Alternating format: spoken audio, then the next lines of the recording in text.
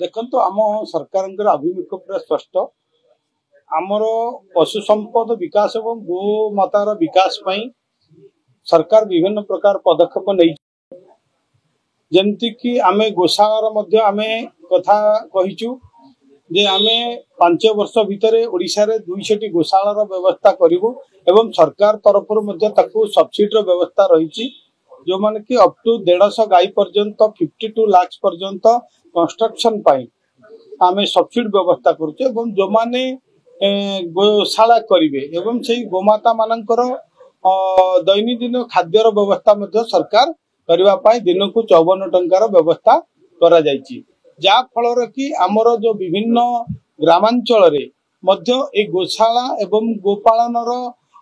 अधिक अधिक विकास करने एवं ग्रामांचल जदि आम देखा चाष पर गोपालन हूँ जो गोटे लाभजनक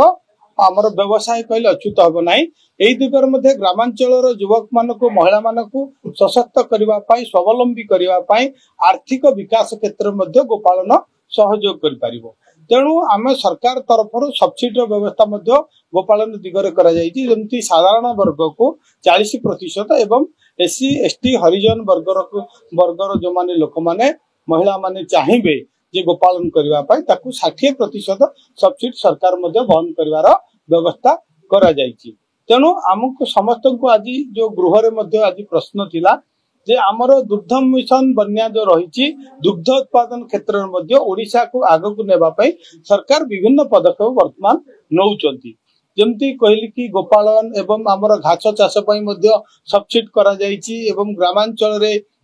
गोपालन करने महिला महिला उद्योगी मान को आम प्रोत्साहन करुचे तेणु विभिन्न दिगरे आम समस्ते ओडिशार को जदि कृषि पर आम जदि देखा जो जमती गोटे मिश्रण चाष कृषि गोपालन एवं आपणकर मत्स्य चाष यही दिगरे सरकार प्रोत्साहन वर्तमान दौरान।